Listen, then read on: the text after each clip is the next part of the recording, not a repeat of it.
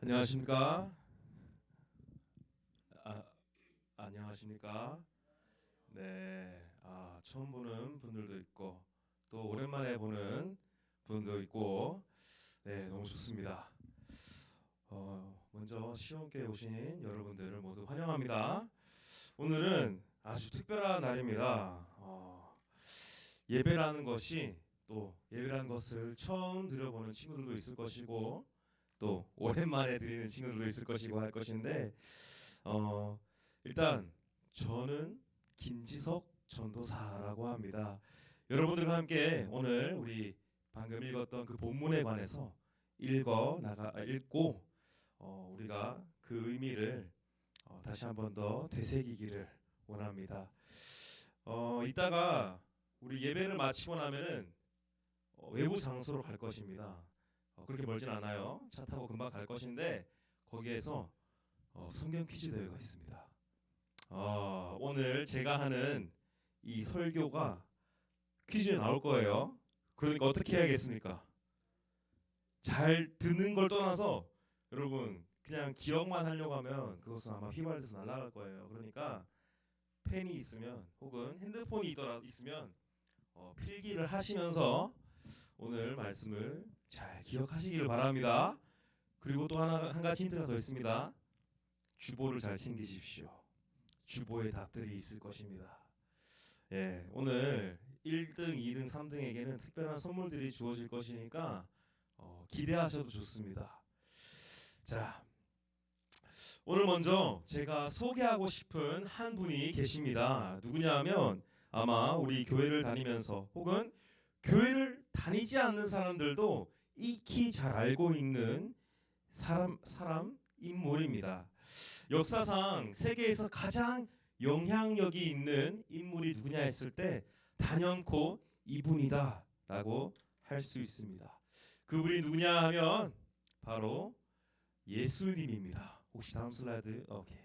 예수님입니다. 영어로는 지저스라고 우리가 부르고 있죠. 기존에 저와 함께 계속 말씀을 나누고 있는 친구들도 그리고 오늘 처음 오신 분들도 예수님에 대해서 깊이 있게 그리고 예수님이 과연 나에게 어떠한 분이신가 또 깊이 있게 알아가는 시간을 가졌으면 합니다. 예수라는 그 이름은 축약된 이름입니다. 그 전체 의미는 오늘 우리가 읽은 본문에서 보면 나오게 되는데요. 무엇이냐 하면 자기 백성을 저희 죄에서 구원할 자라는 뜻입니다. 여기서 말하는 저희는 물론 우리들이지만 자기 백성, 저희의 죄, 백성들의 그 죄로부터 구원할 자가 바로 예수다라는 것입니다. 요즘도 여러분들에게는 친숙한 이름일지 모르겠지만 혹시 교과서에도 요즘에 철수와 영희가 나오나요? 좋습니다. 예수라는 이름은 옛날에는 철수와 영희와 같은 아주 흔한 이름이었습니다. 우리가 아는 성경 중에도 그 예수와 같은 이름이 이제 등장하는데요. 여호수아라는 이름도 예수와 같은 이름이고요. 그리고 호세아라는 이름도 예수와 같은 이름입니다. 그래서 그때 당시에는 예수라는 이름이 얼마나 흔했냐 하면 그 예수라는 이름 앞에 어디 출신인지 말을 했었어야 됐습니다. 그래서 우리가 아는 그 예수님은 나사렛 예수다라고 우리는 알고 있습니다. 방금 제가 말하기를 예수는 자기 백성을 저희 죄에서 구원할 자라는 뜻이라고 했는데, 그렇다면 우리가 죄가 무엇인지에 대해서 오늘 우리가 알아보기를 원합니다. 죄라고 하면 아마 여러분들이 많은 생각이 떠오르실 것입니다. 우리 죄에 대해서 한번 얘기를 나눠볼까요? 혹시 다음 슬라이드 해줄 수 있을까요?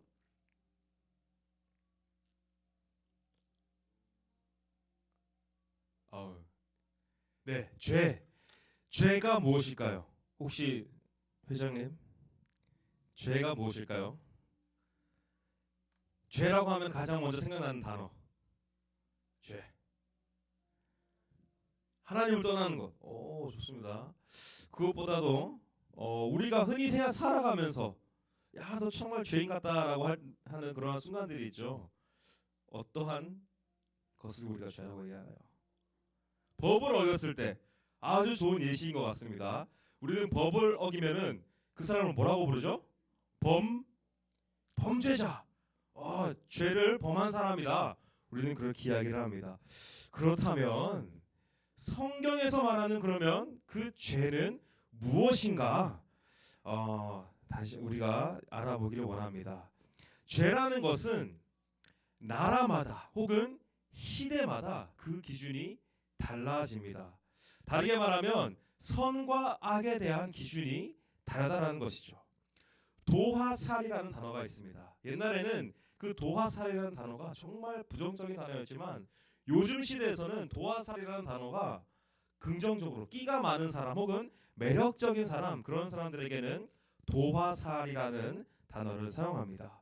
그리고 누군가를 이제 훈계하는 경우가 있습니다. 그죠? 우리 다음 슬라이드 해주세요. 예, 훈계할 때 미국에서는 훈계하는 사람과 이 훈계 받는 사람 이렇게 봤을 때 훈계 받는 사람이 훈계하는 사람을 똑바로 쳐다보고 있어야 됩니다. 그게 예의입니다. 하지만 반대로 한국에서는 다음 슬라이드 해주세요. 한국에서는 어때요? 선생님이 막 뭐라고 할 때 쳐다볼 수 있나요, 우리가? 많이 쳐다보고 있으면은 어디서 눈을 뜨고 있냐면서 바닥을 보라고 하죠. 그죠? 이러한 기준도 지역마다, 나라마다 다르다라는 것입니다. 그리고 여러분 통행법을 혹시 잘 알고 계시는지 모르겠지만 나중에 여러분들도 운전을 하게 될 것인데 다음 슬라이드 해주세요. 예, 여러분 걸어 다닐 때도 마찬가지입니다. 여러분들 좌측 보행하시나요? 우측 보행하시나요? 우측 보행이죠. 둘 다 하시나요? 둘 다 하시면 안 돼요. 우리나라는 우측 보행을 기준으로 우리는 갖고 있습니다. 하지만 일본 같은 경우에는 좌측 보행입니다. 차들도 마찬가지예요. 우리나라는 우측 통행하죠. 차들이. 그죠? 운전석은 왼쪽에 있지만 운전하는 차는 오른쪽 차선이 있고 반대로 일본은 운전석이 오른쪽에 있고 왼쪽 차선이 직진 차선입니다. 자, 그런데 이것은 또 나라마다 다른데 전도사님 같은 경우에는 지금 이게 우측 보행이 보이죠? 전도사님 어렸을 때는 우측 보행이 아니라 좌측 보행이었습니다. 맞죠, 선생님들? 선생님들도 어렸을 때 보면은 좌측 보행이었습니다. 근데 나라가 또 발전하고 그러다 보니까 좌측 보행이 뭔가 실용성이 없는 거예요. 그래서 지금은 좌측 보행이 아니라 그림에서 보는 것처럼 우측 보행으로 기준이 바뀌었습니다. 이러한 것을 봤을 때 기준이 또 시대마다 달라진다는 것입니다. 옛날에는 아이들이 너무나도 많았습니다. 베이비붐 시대라는 시대가 있었어요. 아이들이 너무나도 많았기 때문에 둘만 낳아 잘 기르자 이러한 말도 있었고요. 더 나아가서 잘 키운 딸 10아들 부럽지 않다 이러한 말도 있을 정도로 산하 제한이라는 그러한 기준이 있을 때도 있었습니다. 하지만 지금은 어떻습니까? 주변에 아이들이 많이 보이나요? 우리 교회만 해도 지금 유치부에 아이들이 별로 없습니다. 그 정도로 요즘 시대는 아이들이 없는 시대이기 때문에 어떠한 지역에 가면 제가 알기로 인천으로 알고 있어요. 인천에 가게 되면 아이를 키울 때 대학교 졸업할 때까지 총 나라에서 지원하는 돈이 1억 원이나 된다고 합니다. 그 정도로 이 시대에 따라서 이 옳고 그름의 기준이 바뀐다라는 것입니다. 또 자본주의는 어떻습니까? 자본주의에서는 돈이 없으면 죄입니다. 그래서 유존무죄, 무존유죄 이러한 말도 있습니다. 그리고 요즘 같은 지식정보화 시대 때는 모르는 것이 죄입니다.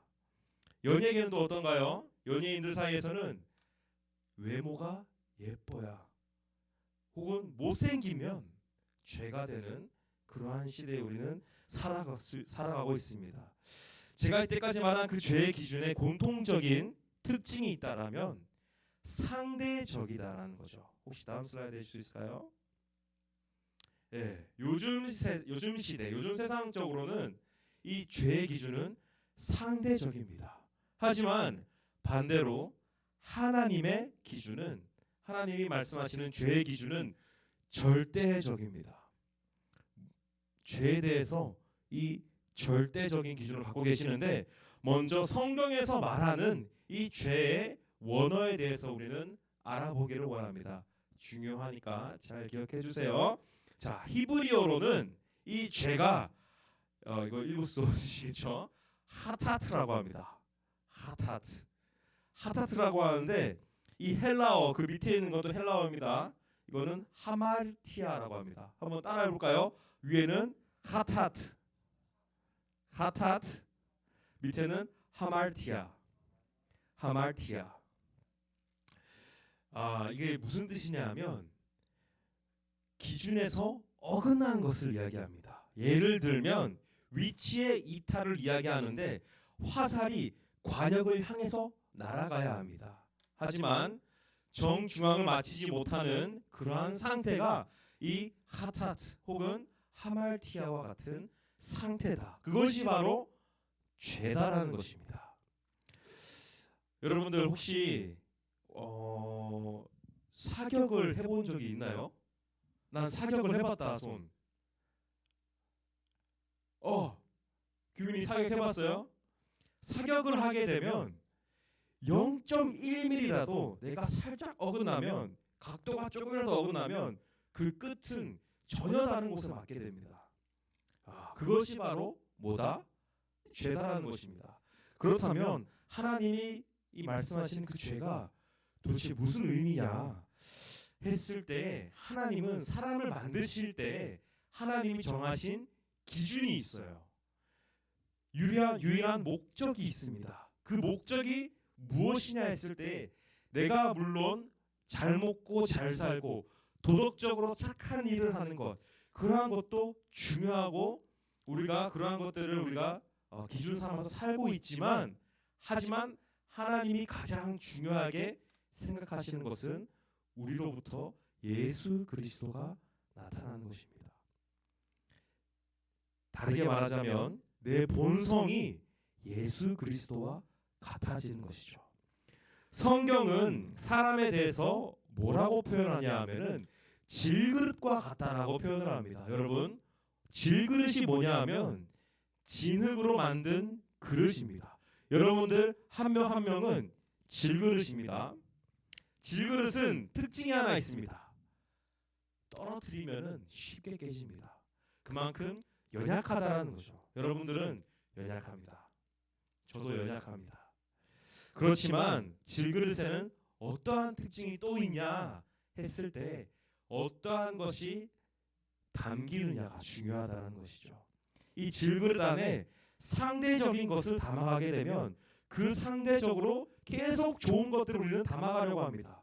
좋은 성적을 담게 되면은 옆에 있는 친구의 성적이 더 좋기 때문에 나는 더 좋은 성적을 담아야 해.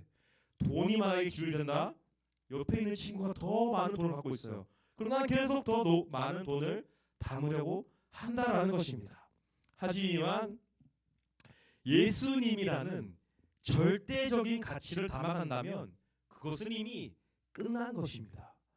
더 이상의 가치로운 것은 없기 때문에 이 질그릇 안에 모든 사람이 원하는 가장 최고의 것이 담겼다는 것이죠. 더 이상의 경쟁이 없고 더 이상의 비교가 없는 것이 담긴 것입니다. 그것이 뭐냐? 바로 구원이다라는 것입니다. 우리는 예수님에 대해서 우리 알아봤습니다. 하지만 여기서 가장 중요한 사실이 하나 있는데, 예수님의 풀네임이 있어요. 뭐죠? 예수 그리스도. 우리는 오늘 이 예수에 대해서만 알아봤습니다. 그렇다면 그리스도는 무슨 뜻이냐? 우리는 시간이 별로 없기 때문에 이 그리스도에 대해서는 우리가 다음 주에 알아가도록 할 것입니다. 이 그리스도라는 뜻의 이름의 뜻은 기름 부음 받은 자라는 뜻인데, 우리는 그것에 대해서는 다음 주에 깊이 있게 다뤄보도록 하겠습니다. 그러니까 오늘 우리 온 친구들을 더 깊이 알아가려면 다음 주에 와야겠죠? 자, 이제 설교를 마무리하도록 하겠습니다. 여러분 혹시 상대평가와 절대평가 많이 들어보셨습니까? 요즘 학교에서도 상대평가 많이 하고 계시죠? 요즘 대학교에서도 마찬가지입니다. 이 교수님의 수업 기준이 상대평가인가 절대평가인가에 따라서 학생들이 공부하는 방법 혹은 공부하는 목표가 달라지기도 합니다. 왜냐하면 채점되는 기준이 전혀 다르기 때문입니다. 절대평가에서는 교수님이 원하시는 그 기준이 있습니다. 그 기준에만 충족이 되면 A를 받을 수 있다는 것이죠. 하지만 상대평가는 어떻습니까? 내가 100점 중에 97점을 맞더라도 모든 사람들이 98점을 맞게 되면 저는 A를 받을 수가 없다는 것이죠. 상대평가는 서로를 비교하는 제도이기 때문에 더 피말리는 그러한 경쟁 구도로 갈 수밖에 없는 구조입니다. 여기서 저는 상대평가와 절대평가 이 둘 중에 뭐가 더 좋다 이러한 것을 이야기를 하는 것은 아닙니다. 제가 만약에 이렇게 얘기했다고 밖에 나가서 야 시원교회 가니까 어떤 전도사님이 절대평가 좋다고 하던데 상대평가 그거 안 좋다고 하던데 이렇게 얘기하시면 안 됩니다. 그러한 것이 아니라 죄의 특징에 대해서 이야기를 하려고 저는 상대평가와 절대평가를 이야기했습니다. 이 세상의 기준의 죄는 상대평가입니다. 이 가치관은 상대평가라는 거죠. 그래서 나를 비교하기도 하고 내가 죄인이 아닌데 어떤 사람이 보기에는 내가 죄인이 된다는 거죠. 그것이 상대평가라면 절대평가의 기준은 하나님이다라는 것입니다. 하나님이 옳다 여기면 내가 무엇을 하든 그것은 하나님께서 옳다 여기는 사람이 된다라는 것이죠. 예수의 뜻은 자기 백성을 저희 죄에서 구원할 자라는 뜻이라고 했습니다. 위치가 이탈되어 있는 우리 죄를 구원하시기 위하여서 오신 그 예수님을 우리는 나라는 이 질그릇 안에 담아가길 원합니다. 그랬을 때 하나님 안에서 하나님께서 우리에게 주시는 그 하나님의 나라를 누려가시는 저와 여러분들이 되시기를 주님의 이름으로 축복합니다. 이 시간 우리 다 같이 결단의 찬송 부르도록 하겠습니다. 찬양팀 앞으로 나와주세요.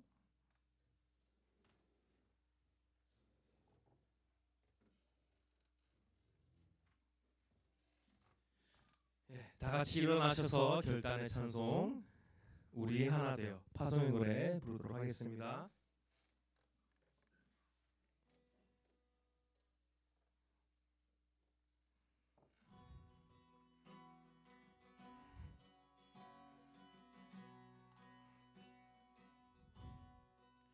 우릴 하나로 부르셨네 주 안에서 형제된 우리 십자가의 보혈 자유케 했네 구원받았네 주의 날은 멀지 않았네 거룩한 나라 주의 백성 이제 일어나 승리 선포하며 함께 나가세 우리 하나 되어 주를 예배할 때 아버지의 나라 여기 임하시네 모든 나라 족속 백성 방언에서 주의 이름 높이네 우릴 하나로 부르셨네 주 안에서 형제된 우리 십자가의 보혈 자유케 했네 구원받았네 주의 날은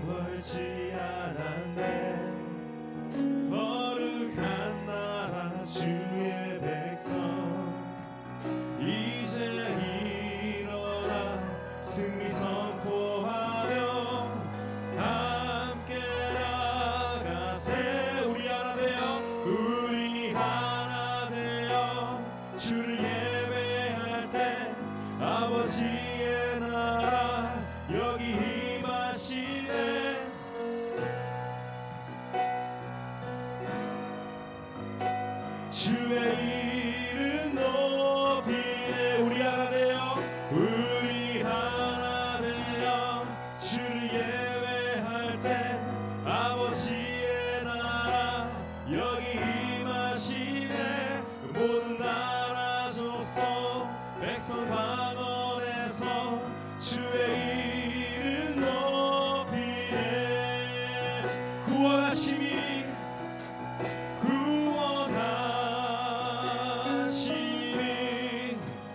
보좌에 앉으신 우리 하나님과 어린 양께 이도 구원하심이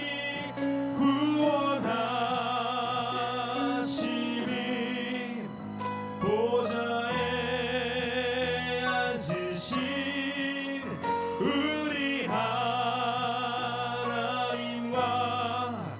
어린 양께 이도다. 우리 하나 되어 우리 하나 되어 주를 예배할 때 아버지의 나라 여기 임하시네. 모든 나라 족속 백성 방언에서 주의 이름 우리 하나 되어 우리 하나 되어 주를 예배할 때 아버지의 나라 여기 임하시네. 모든 나라 족속 백성 방언에서 주의 이름 높이네.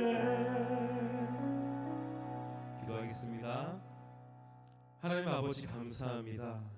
예수님을 이 땅에 보내주셔서 우리를 죄 가운데 살게 하지 아니하시고 구원하여 주심에 감사드립니다.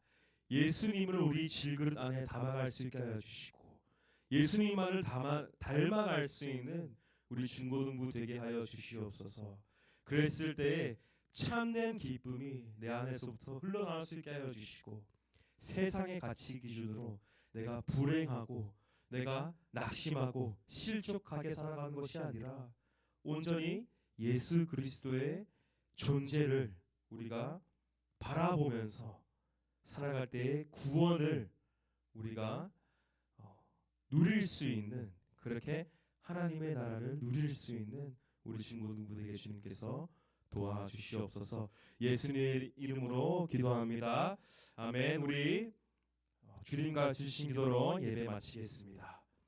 하늘에 계신 우리 아버지, 아버지의 이름을 거룩하게 하시며 아버지의 나라가 오게 하시며 아버지의 뜻이 하늘에서와 같이 땅에서도 이루어지게 하소서. 오늘 우리에게 일용할 양식을 주시고 우리가 우리에게 잘못한 사람을 용서하여 준 것 같이 우리 죄를 용서하여 주시고 우리를 시험에 빠지지 않게 하시고 악에서 구하소서. 나라와 권능과 영광이 영원히 아버지의 것입니다. 아멘.